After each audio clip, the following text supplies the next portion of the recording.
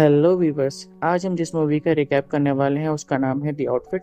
जो 2022 में रिलीज हुई थी। मूवी की शुरुआत शिकागो से होती है, जहां हमें 1956 का टाइम दिखाया जाता है और वहां लेनार्ड नाम का एक टेलर अपनी दुकान पर कपड़ों की कटिंग कर रहा होता है। जिसके बाद उस दुकान की रिसेप्शनिस्ट मेबल भी वहां आती है। जिसके बाद वहां दुकान के काफी कस्टमर आते हैं, लेकिन कुछ कस्टमर ऐसे भी होते हैं जो वहां अंदर लगे बॉक्स में अपने लेटर डालकर चले जाते हैं। जिसके बाद रॉयल फैमिली का एक मेंबर रिची अपने दोस्त फ्रांसिस के साथ वहां आता है, और रिची जो वहां के एक बहुत बड़े माफिया का बेटा और फ्रांसिस उसके फादर का राइट हैंड होता है। जिसके बाद फ्रांसिस लेटर बॉक्स में से लेटर निकालता है, जहां उसे एक आउटफिट नाम का लेटर मिलता है, और ये वो ऑर्गेनाइजेशन थी जो माफिया फैमिली को पुलिस या गवर्नमेंट में उनके खिलाफ चलते हुए मामलात के बारे में बताती थी। जिस लेटर को पढ़ने के लिए रिची लेनार्ड को बाहर जाने का कहता है, क्योंकि लेनार्ड कभी भी अपने कस्टमर के पर्सनल मामलात में नहीं पड़ता था। जिसके बाद लेनार्ड शॉप से बाहर आ जाता है और अपनी रिसेप्शनिस्ट मेबल के साथ बातें करने लगता है, और मेबल उसे बताती है कि वो किसी के साथ रिलेशनशिप में है, जिसके साथ वो अपने आगे की जिंदगी गुजारना चाहती है, और वो ये जॉब बहुत जल्दी छोड़ देगी।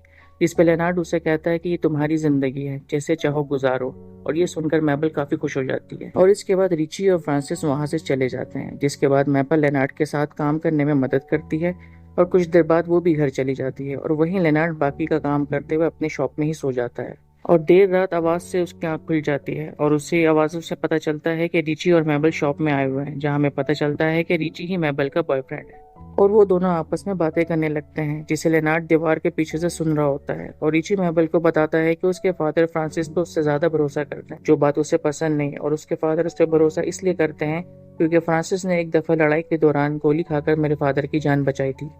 और फ्रांसिस को शक है कि बॉयल फैमिली में कोई गद्दार है, जो उनकी फैमिली की इन्फॉर्मेशन उनके मुखालिफ माफिया ला फाउंटेन को दे रहा है। जिसके बाद ये दोनों वहां से चले जाते हैं, और कुछ दिन बाद रिची और फ्रांसिस दोबारा लेनार्ड के शॉप पे लेटर लेने के लिए आते हैं, और उन्हें दोबारा आउटफिट की तरफ से एक लेटर मिलता है जिसमें एक कैसेट मौजूद था, और वो दोनों फिर वहां से चले जाते हैं। और कुछ देर बाद ही वो दोनों वापस आ जाते हैं, जहां हम देखते हैं कि रिची जख्मी होता है और पुलिस उनका पीछा कर रही होती है। जिसके बाद फ्रांसिस उसके फादर को फोन करके सारे सूरत हाल के बारे में बताता है, और ये भी कि वो दोनों लेनार्ड के शॉप पर मौजूद हैं। तब तक रिची का बहुत ज्यादा खून बह चुका होता है, और फ्रांसिस लेनार्ड को उसके जख्म को सीने का कहता है, जिसपे लेनार्ड उसे कहता है कि वो एक टेलर है जो सिर्फ कपड़े सी सकता है, लेकिन फ्रांसिस के जोर देने पे लेनार्ड रिची के जख्म को स्टिच कर देता है, जिससे रिची का खून बहना बंद हो जाता है, लेकिन बिना किसी दवाई के स्टिच करने से रिची बेहोश हो जाता है। जिसके बाद फ्रांसिस उस कैसेट को एक ब्रीफकेस में रख के लेनार्ड के हवाले कर देता है, और रिची और उस कैसेट का ख्याल रखने का कहकर बाहर जाने लगता है। जिस पे लेनार्ड उसको कैसेट और रिची को साथ ले जाने का कहता है, क्योंकि वो किसी मसले में नहीं पड़ना चाहता था। लेकिन फ्रांसिस उसे धमकी देता है और कहता है कि उसके शॉप से ज्यादा कोई और महफूज जगह नहीं है,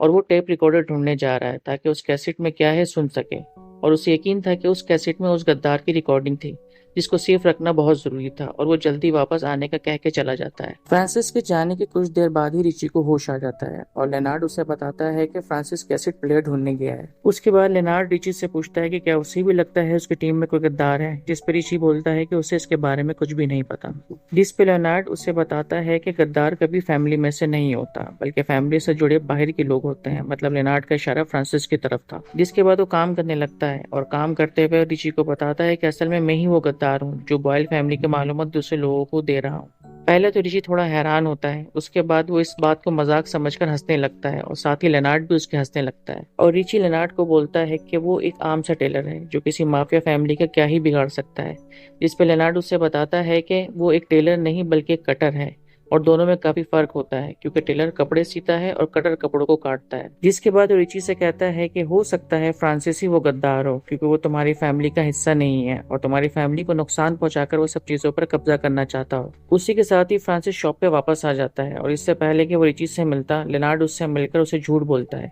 कि रिची को तुम पर शक है कि तुम ही उनकी फैमिली के असल गद्दार हो, और तुम्हारे वहां से जाने के बाद ही रिची ने वो सूटकेस खोल लिया था जिसमें तुम कैसे टक्कर गए थे। और हमें यहाँ पता चलता है कि असल में लेनार्ड माफिया फैमिली के दरमियान लड़ाई करवाने की कोशिश कर रहा था, और वहीं रिची लेनार्ड की बातें सुनकर शक में आ चुका था, और जैसे ही वो फ्रांसिस से मिलता है अपने शक का इजहार करता है कि उनकी मुखालिफ फैमिली ला फाउंटेन ने उन पर हमला किया था, जिसमें गोली सिर्फ रिची को लगी थी और फ्रांसिस को कुछ भी नहीं हुआ था। जिसका मतलब ये हुआ कि वो सिर्फ रिची को निशाना बनाना आए थे। जिस पर फ्रांसिस उसे कहता है कि ये तो सिर्फ किस्मत की बात है कि उसे कुछ भी नहीं हुआ। जिसके बाद फ्रांसिस कहता है कि उसे अभी कैसेट ले जाकर सुनना है, जिस पर रिची उसे कहता है कि बेहतर है कि हम उसके फादर मिस्टर बॉयल का इंतजार करें। जिस पे उन दोनों की बहस हो जाती है और वो दोनों ब्रीफकेस को लेकर लड़ना शुरू कर देते हैं और अचानक ब्रीफकेस जमीन पर गिरने से खुल जाता है और कैसेट ब्रीफकेस से गायब होता है और खाली ब्रीफकेस को देखते ही रिची और फ्रांसिस एक दूसरे पे गन तान देते हैं और रिची फ्रांसिस पे फायर करता है, जिससे फ्रांसिस बच जाता है। लेकिन जैसे ही फ्रांसिस फायर करता है वो गोली रिची की गर्दन में लग जाती है और रिची वहीं मर जाता है। जिसके बाद फ्रांसिस फौरन ही वहाँ कैसेट ढूंढना शुरू कर देता है और डर भी जाता है क्योंकि थोड़ी ही देर बाद वहाँ रिची के फादर मिस्टर बॉयल आने वाले थे। कैसेट ना मिलने पे वो लेनार्ड के साथ मिलकर रिची की बॉडी को छुपा देता है और वहाँ लगे खून को साफ कर देता है और थोड़ी देर बाद ही वहाँ मिस्टर बॉयल पहुंच जाते हैं। लेकिन उसके आने से पहले फ्रांसिस ने सब कुछ साफ कर दिया था, जिसके बाद वो मिस्टर बॉयल को एक कहानी सुनाता है कि रिची उस कैसेट को लेकर यहाँ से चला गया है, जिसमें मिस्टर बॉयल फ्रांसिस को ऑर्डर करते हैं कि वो फौरन जाए और रिची को ढूंढ कर लाए। और फ्रांसिस के जाने के बाद मिस्टर बॉयल लेनार्ड के शॉप में इंतजार करने लगते हैं और उससे बातें करने लगते हैं। वैसे तो आज तक कभी मिस्टर बॉयल लियोनार्ड से काम के अलावा बात नहीं करते थे, लेकिन आज वो लियोनार्ड को बताते हैं कि आउटफिट नामी ऑर्गेनाइजेशन बहुत से ममालिक में ऑपरेट करता है और उसने मुझे ऑफर की है कि बॉयल फैमिली उनके साथ मिलकर काम करे और अगर वो उनके साथ मिल जाते हैं तो वो और ताकतवर हो जाएंगे और अपने मुखालिफ माफिया ला फॉन्टेन को खत्म कर सकेंगे। और इसीलिए उन्होंने बॉयल फैमिली के गद्दार की कैसेट भेजी थी। और माफिया बॉस होना बहुत मुश्किल काम है, इसके लिए अपनी आंखें हमेशा खुली रखनी पड़ती हैं। जिसके बाद उनकी नजर रिची के कोट पे पड़ती है और उसे शक होने लगता है कि रिची यहीं पर है, क्योंकि इतने ठंड में कोई अपना कोट बिना पहने नहीं जा सकता।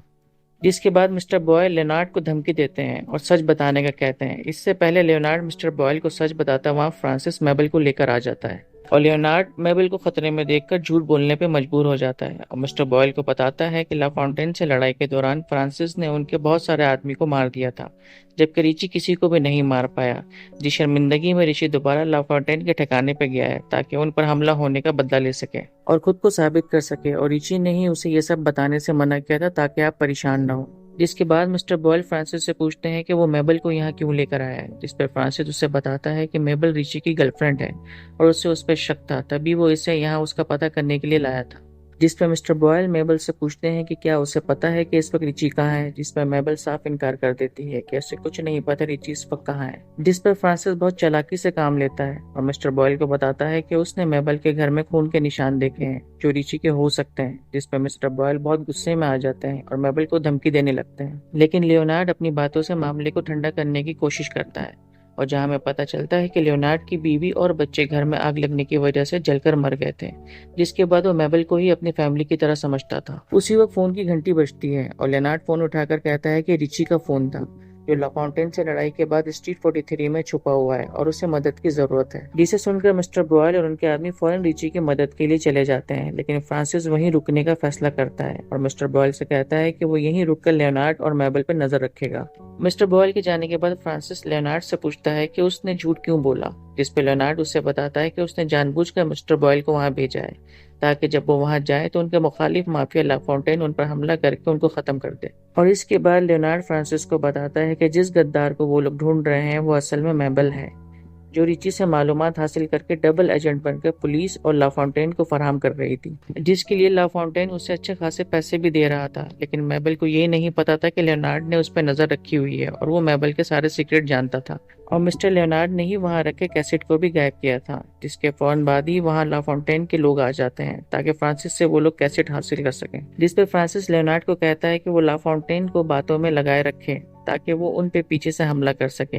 लेकिन फ्रांसिस की किस्मत खराब होती है क्योंकि कैसेट के बदले ला फाउंटेन वाले बहुत सारे पैसे भी लेकर आते हैं, जिसे देखकर लियोनार्ड इशारे से फ्रांसिस के बारे में उनको बता देता है और पता लगते ही उनके लोग फ्रांसिस को मार देते हैं। और ला फाउंटेन के वहां से जाने के बाद लियोनार्ड मेबल को बताता है कि असल में उसने ही वो कैसेट वाला लेटर बॉयल फैमिली के लिए उस बॉक्स में डाला था जिससे उनके दरमियान लड़ाई हो जाए, और असल में लियोनार्ड ही वो आदमी है जो आउटफिट के नाम से बॉयल फैमिली को वो सारे लेटर भेजा करता था। और उस कैसेट के अंदर उसने बॉयल फैमिली की सारी बातें रिकॉर्ड की हुई थी और ला फाउंटेन को भी उसने नकली कैसेट दी थी, जिसके बाद वो असली कैसेट मेबल को देकर कहता है कि वो उसे पुलिस के हवाले कर दे ताकि बॉयल फैमिली के बचे हुए लोग भी पकड़े जाएं। और जो पैसे उसे ला फाउंटेन के लोग देकर गए थे वो भी मेबल को दे देता है ताकि वो अपनी नई जिंदगी शुरू कर सके।